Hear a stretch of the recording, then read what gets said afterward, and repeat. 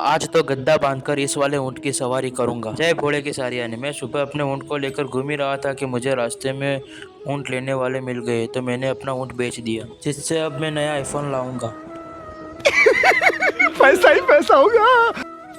फिर मैं आया अल्केश की ऊँट गाड़ी पर, मगर यहाँ तो ऊँट का सौदा चल रहा है और यहाँ पे पैसे गिने जा रहे हैं। अभी मजा आएगा ना भिड़ो। सौदा होने के बाद मैं चला ऊँट गाड़ी में घर पे और मैं पीछे बैठा हूँ अल्केश का ऊँट पकड़कर। फिर 2-3 घंटों का सफ़र करके हम आ गए घर पे और दोनों ऊँट यहाँ पे बैठे।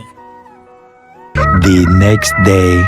फिर दोस्तों मैं सुबह 6 बजे उठा और फूफा जी और अल्केश का ऊँट लेके चला फूफा जी के घर पे, जो यहाँ से करीब 40 किलोमीटर दूर है।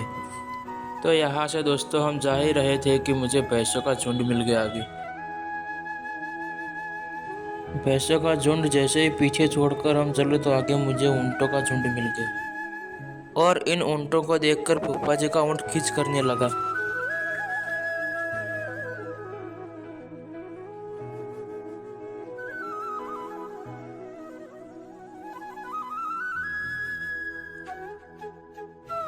फूफा जी के ऊँट को देखकर सारे बैठे हुए ऊँट खड़े हो गए।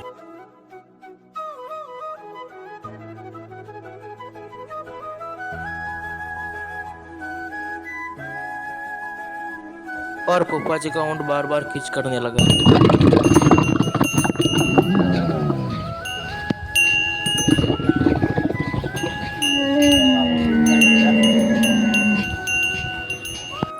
आरकेश का ऊँट पीछे पीछे चला आया और फूफा जी का ऊँट अभी भी खींच कर रहा है।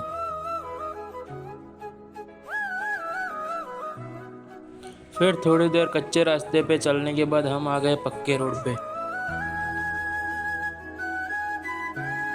फिर दोस्तों मैंने मैसर आने के बाद अपना स्वेटर निकाल दिया और मैं और आरकेश दोनों साथ में चलने लगे। फिर थोड़ी देर गांव में चलने के बाद हम आ गए सिंगल पट्टी रोड पे और पीछे आरकेश और फूफा जी आरकेश का ऊँट लेके आ रहे हैं। फिर थोड़ी देर चलने के बाद मैं बैठ गया ट्रैक्टर में और फूफा जी और आरकेश दोनों पैदल आ रहे हैं पीछे ऊँट लेके। फिर थोड़ी देर बाद मैं ट्रैक्टर से नीचे उतर गया और एक भैंसों के तबेले के सामने आके बैठ गया। उतनी देर में दोस्तों फूफा जी भी आ गए ऊँट लेके। फिर अमरपुरा जाकर वापस से मैं बाइक में बैठ गया और फिर से फूफा जी ऊँट को लेके आ रहे पैदल। ये सब क्या देखना पड़ रहा है? अच्छा है मैं अंधा हूँ। और ये दोस्तों अमरपुरा गांव की नदी है जिसमें बहुत सालों से पानी नहीं आया। फिर मैंने पाठशाण आके थोड़े दाल पकवान खाए। फिर थोड़ी देर बाद आरकेश और फूफा जी आ गए ऊँट लेके पाठशाण।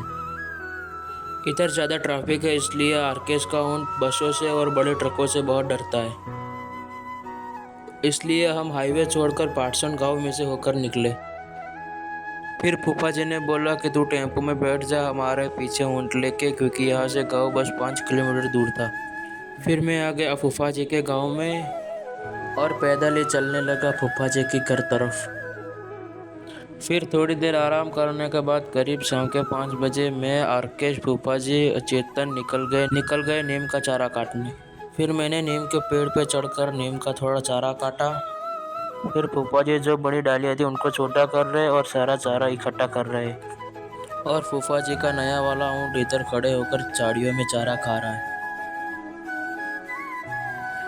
फिर हमें चारा काटते हुए हो गया अंधेरा, तो हम और चेतन बैठ गए चारे पे और फूफा जी उनको चलाते हुए घर पे लेके चले।